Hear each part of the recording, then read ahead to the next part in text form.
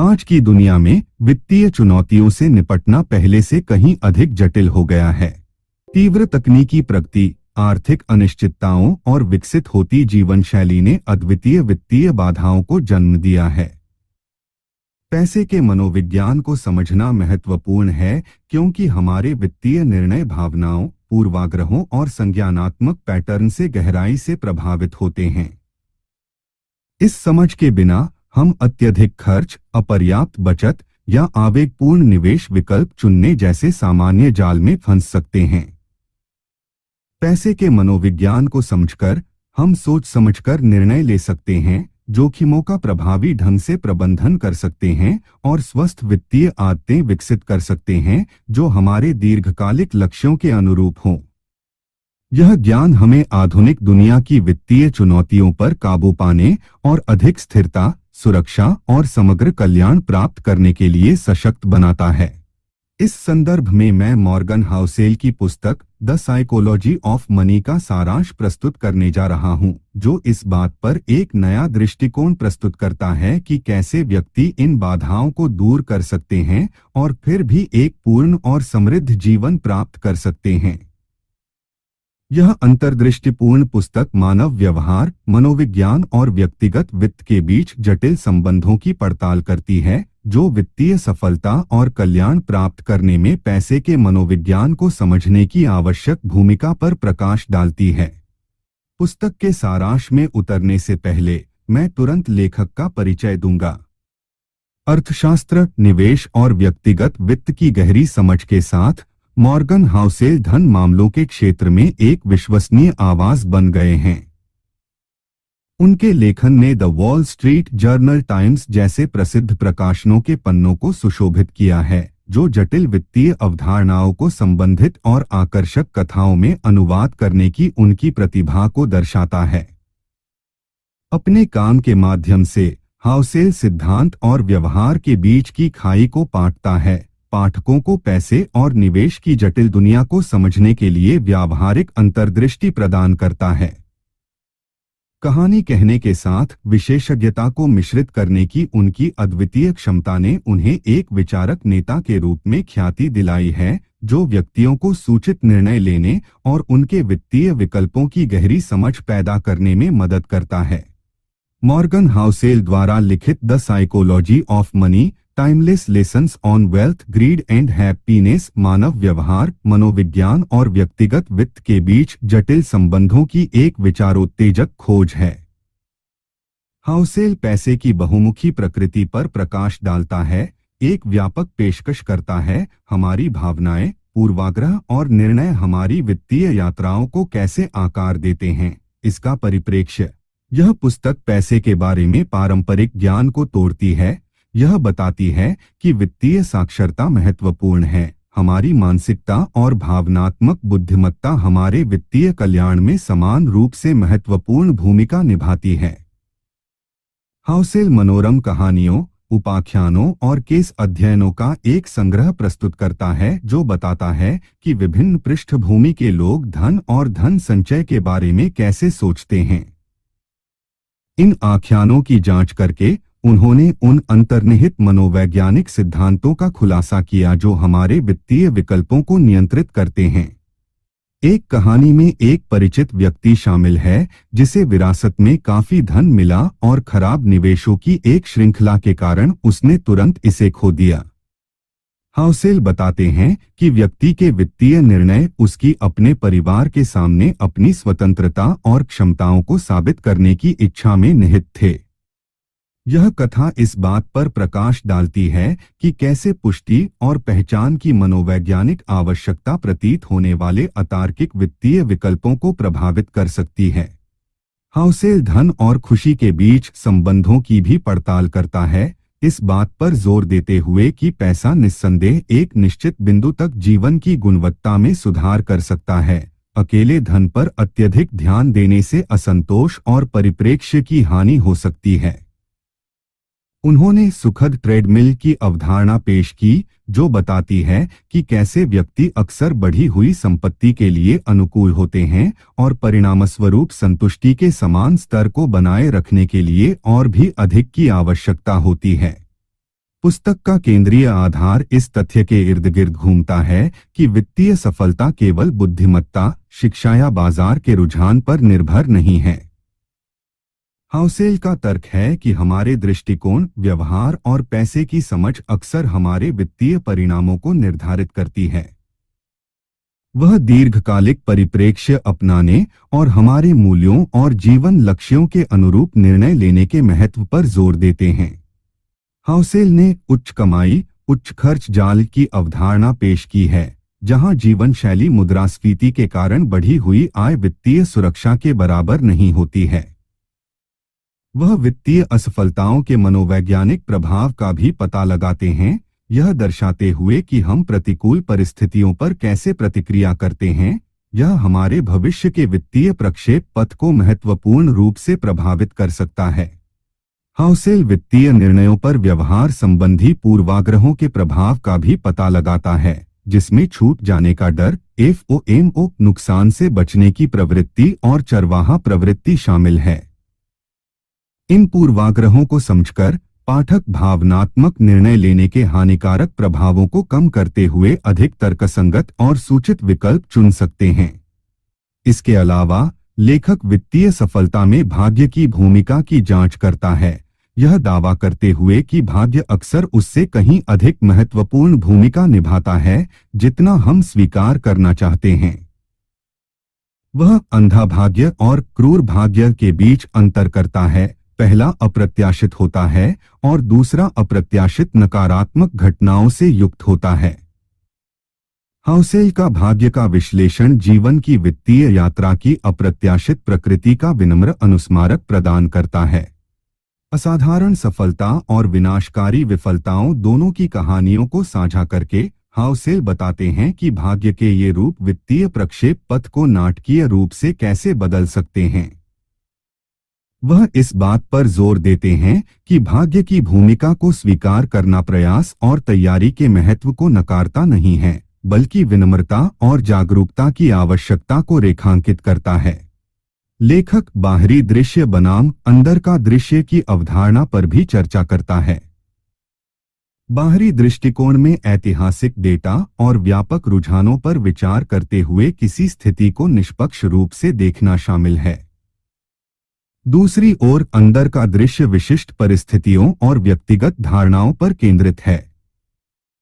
Housel का तर्क है कि व्यक्ति अक्सर अंदर के दृष्टिकोण को प्राथमिकता देते हैं, जिससे उनकी क्षमताओं का अधिक अनुमान लगाया जाता है और जोखिमों को कम आंका जाता है। द साइकोलॉजी ऑफ मनी के तीसरे अध्याय नेवर में मॉर्गन हाउसेल धन और संतुष्टि के बीच के जटिल संबंधों पर प्रकाश डालते हैं। वह इस विचार की पड़ताल करते हैं कि अधिक पैसे की चाहत अक्सर स्थायी असंतोष की ओर ले जाती है और इस घटना में योगदान देने वाले मनोवैज्ञानिक कारकों पर प्रकाश डालते हैं।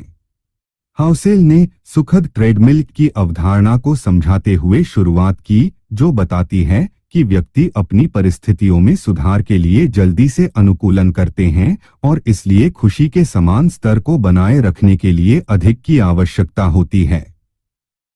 यह घटना बताती है कि क्यों अधिक आय आवश्यक रूप से अधिक संतुष्टि की ओर नहीं ले जाती।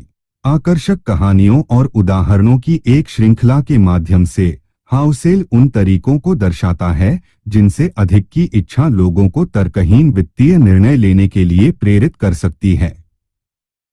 उन्होंने सापेक्ष धन की अवधारणा का परिचय दिया। यह दर्शाता है कि धन के बारे में किसी की धारणा अक्सर दूसरों के साथ तुलना से प्रभावित होती है। अपनी सफलता को अपने साथियों की तुलना में मापने की यह प्रवृत्ति उच्च स्थिति और अधिक संपत्ति की कभी न खत्म होने वाली खोज को जन्म दे सकती है। हाउसेल सुखद अनुकूलन के मनोवैज्ञानिक प्रभाव का भी पता लगाता है, जिससे नए अधिग्रहण या उपलब्धियों से प्राप्त खुशी समय के साथ कम हो जाती है। यह घटना बताती है कि क्यों भौतिक लाभ अक्सर अस्थायी संतुष्टि प्रदान करते हैं और स्थायी खुशी देने में विफल रहते हैं। लेखक इस बात पर जोर देता है कि धन की खोज को किसी के मूल्यों और दीर्घकालिक लक्ष्यों के साथ जोड़ा जाना चाहिए। वह पर्याप्त की अवधारणा का परिचय देते हैं, जिसमें एक ऐसे बिंदु को परिभाषित करना शामिल है जहां किसी की वित्तीय जरूरतें पूरी होती हैं और आगे संचय प्राथमिकता से कम हो जाता है। यह विचार उस पारंपरिक धारणा को चुनौती देता है कि अधिक धन संचय करने से हमेशा अधिक कल्याण होता है। हाउसेल एक निवेश प्रबंधक की कहानी साझा करता है जिसने वित्तीय स्वतंत्रता हासिल की लेकिन अपनी नौकरी के प्रति प्यार के कारण काम करना जारी रखा। यह कथा वित्तीय लाभ से परे उद्देश्य और पूर्ति खोजने के महत्व को रेखांकित करती है। हाउसेल का तर्क है कि सार्थक कार्य और व्यक्तिगत जुनून की खोज से धन की कभी न खत्म होने वाली खोज की तुलना में अधिक संतुष्टि मिल सकती है। यदि आपको अब तक इस पुस्तक के ज्ञानवर्धक सारांश में मूल्य मिला है और आप व्यक्तिगत विकास के रहस्यों को खोलने के लिए उत्सुक हैं, तो अपनी प्रशंसा दिखाने के लिए लाइक बटन न भूलें। सुनिश्चित करें कि हमारे चैनल को सब्सक्राइब कर शिक्षार्थियों और उपलब्धि हासिल करने वालों के समुदाय में शामिल हों। साथ मिलकर हम ज्ञान की शक्ति का पता लगाएंगे, कार्रवाई योग्य रणनीतियों को लागू करेंगे और अधिक पूर्ण और सशक्त जीवन की ओर यात्रा करेंगे। अब आइए इस पुस्तक के सारांश को जारी रखें। पैसे और खुशी की मनोवैज्ञानिक जटिलताओं की खोज करके हाउसेल पाठकों को अपनी प्रेरणाओं और मूल्यों पर विचार करने के लिए प्रोत्साहित करता है। वह इस विचार को प्रस्तुत करते हैं कि वित्तीय निर्णयों को उद्देश्य और कल्याण की गहरी भावना के साथ संरेखित करने से संतुष्टि उत्पन्न होती है। यह अध्याय एक अनुस्मारक के रूप में कार्य करता है कि पर्याप्त की खोज अधिक की अतिरिक्त इच्छा के लिए एक शक्तिशाली मार्ग है जो अधिक संतुष्टि और वास्तविक खुशी की ओर एक मार्ग प्रदान करती है। पुस्तक चक्रवृद्धि ब्याज की परिवर्तनकारी शक्ति और व्यक्तिगत वित्त के लिए इसके निहितार्थ की पड़ताल करती है। वह इस बात पर गहराई से विचार करते हैं कि निरंतर छोटे छोटे कार्यों का दीर्घकालिक धन संचय पर क्या प्रभाव पड़ सकता है। हाउसेल ने चक्रवृद्धि ब्याज की अवधारणा को समझाते हुए शुरुआत की, जो प्रारंभिक निवेश और संचित ब्याज दोनों पर ब्याज अर्जित करने की प्रक्रिया को संदर्भित करता है। उन्होंने इस बात पर प्रकाश डाला कि कैसे चक्रवृद्धि ब्याज समय के साथ तेजी से वृद्धि का कारण बन सकता है, इस बात पर जोर देते हुए कि कुंजी जल्दी शुरू करना और धैर्य रखना है। लेखक धन के वेग की अवधारणा का परिचय देता है जो उस आवृत्ति को संदर्भित करता है जिस पर धन का पुनर्निवेश किया जाता है। वह बताते हैं कि कैसे लगातार लाभांश या ब्याज भुगतान का पुनर्निवेश करके धन के वेग को बढ़ाने से धन संचय में तेजी आ सकती है। उदाहरणात्मक उदाहरणों की एक श्रृंखला के माध्यम से हाउसेल जीवन में जल्दी बचत और निवेश शुरू करने के लाभों को प्रदर्शित करता है। वह दो व्यक्तियों के परिणामों की तुलना करता है, एक जो जल्दी बचत करना शुरू करता है और दूसरा जो बाद में शुरू करता है लेकिन बड़ी रकम का योगदान देता है। चक्रवृद्धि ब्याज की शक्ति के कारण जो व्यक्ति जल्दी शुरुआत करता है समग्र रूप से कम योगदान देने के बावजूद अक्सर अधिक धन अर्जित करता है। हाउसेल उन मनोवैज्ञानिक बाधाओं को भी संबोधित करता है जो प्रभावी दीर्घकालिक निवेश में बाधा बन सकती हैं। वह अल्पावधि में बाजार की अस्थिरता के प्रभाव को अधिक आंकने जबकि लंबी अवधि में इसके प्रभाव को कम आंकने की प्रवृत्ति पर चर्चा करते हैं। वह बाजार में उतार चढ़ाव के दौरान एक स्थिर पाठ्यक्रम बनाए रखने और भावनात्मक प्रतिक्रियाओं के आगे न झुकने के महत्व पर जोर देते हैं। चक्रवृद्धि ब्याज के जादू से लाभान्वित हुए व्यक्तियों की कहानियां साझा करके हाउसेल धन निर्माण में निरंतरता और अनुशासन के महत्व को रेखांकित करता है। वह पाठकों को अल्पकालिक बाजार प्रदर्शन पर ध्यान देने के बजाय बचत और निवेश की प्रक्रिया पर ध्यान केंद्रित करने के लिए प्रोत्साहित करते हैं। लेखक ने कंपाउंडिंग के संदर्भ में धैर्य और समय के मूल्य पर प्रकाश डाला है। हाउसेल की चक्रवृद्धि ब्याज की खोज एक सम्मोहक अनुस्मारक के रूप में कार्य करती है कि छोटे लगातार कार्यों से जीवन भर महत्वपूर्ण वित्तीय पुरस्कार मिल सकते हैं। यह अध्याय किसी के वित्तीय भविष्य को सुरक्षित करने के लिए दीर्घकालिक परिप्रेक्ष्य अपनाने और चक्रवृद्धि ब्याज की शक्ति का लाभ उठाने के महत्व पर जोर देता है। पुस्तक की प्रमुख अंतर्दृष्टियों में से एक अमीर बनना बनाम अमीर बने रहना की अवधारणा है। हाउसेल प्रदर्शित करता है कि केवल धन इकट्ठा करने पर ध्यान केंद्रित करने की तुलना में जोखिम का प्रबंधन करना और महत्वपूर्ण नुकसान से बचना अक्सर अधिक महत्वपूर्ण होता है। वह वित्तीय असफलताओं के जटिल प्रभाव पर प्रकाश डालते हैं और पाठकों को पूंजी संरक्षण को प्राथमिकता देने के लिए प्रोत्साहित करते हैं। हाउसेल ने व्यक्तियों और परिवारों के ऐतिहासिक उदाहरणों के माध्यम से धन की नाजुकता को दर्शाया है, जिन्होंने कुछ ही पीढ़ियों के भीतर सब कुछ खोने के बाद भाग्य में तेजी से वृद्धि का अनुभव किया। वह व्यक्तिगत वित्त के संदर्भ में बर्बाद की अवधारणा का परिचय देते हैं, इस बात पर जोर देते हुए कि महत्वपूर्ण नुकसान का समग्र धन पर असंगत रूप से हानिकारक प्रभाव पड़ सकता है। लेखक उन मनोवैज्ञानिक और व्यवहारिक कारकों की जांच करता है जो वित्तीय गिरावट का कारण बन सकते हैं। वह अक्सर अत्यधिक जोखिम लेने की कीमत पर अधिक रिटर्न के लिए आगे बढ़ने की प्रवृत्ति पर चर्चा करते हैं। वह उच्च कमाई उच्च व्यय जाल की धारणा पेश करते हैं, जहां उच्च आय वाले व्यक्ति अपनी कमाई के बराबर खर्च बढ़ाने के जाल में फंस जाते हैं, जिससे बचत और निवेश के लिए बहुत कम जगह बचती है। हाउसेल अप्रत्याशित असफलताओं से बचाने के लिए जोखिम प्रबंधन और सुरक्षा का मार्जिन बनाए रखने के महत्व की पड़ताल करता है। उन्होंने असम्मित दाव की अवधारणा पेश की, जिसमें संभावित नुकसान को सीमित करते हुए बड़े पुरस्कारों की संभावना के साथ परिकलित जोखिम लेना शामिल है। उच्च जोखिम वाले निवेश या खराब जोखिम प्रबंधन के कारण वित्तीय बर्बादी का अनुभव करने वाले व्यक्तियों की कहानियों के माध्यम से हाउसेल विनम्रता और विवेकपूर्ण निर्णय लेने के महत्व को रेखांकित करता है। वह एकलों के लिए स्विंगिंग के विचार का परिचय देते हैं, जिसमें उच्च जोखिम वाले दाव के साथ घरेलू रन बनाने का प्रयास करने के बजाय समय के साथ लगातार मध्यम लाभ कमाना शामिल है। लेखक धन संरक्षण पर जीवन शैली मुद्रास्फीति के प्रभाव को भी संबोधित करता है। हाउसेल इस बात पर चर्चा करते हैं कि कैसे महत्वपूर्ण जीवन शैली उन्नयन से खर्च बढ़ सकता है, जिसे बनाए रखना मुश्किल हो जाता है, जिससे व्यक्ति वित्तीय मंदी के प्रति संवेदनशील हो जाते हैं। उच्च जोखिम वाली रणनीतियों के नुकसान और संतुलित दृष्टिकोण बनाए रखने के लाभों की जांच करके हाउसेल पाठकों को धन संरक्षण में जोखिम प्रबंधन के महत्व के बारे में मूल्यवान अंतर्दृष्टि प्रदान करता है। लेखक पाठकों से सावधानी पूर्वक निर्णय लेने, विविधीकरण और दीर्घकालिक स्थिरता पर ध्यान केंद्रित करके अपने धन के संरक्षण को प्राथमिकता देने का आग्रह करता है।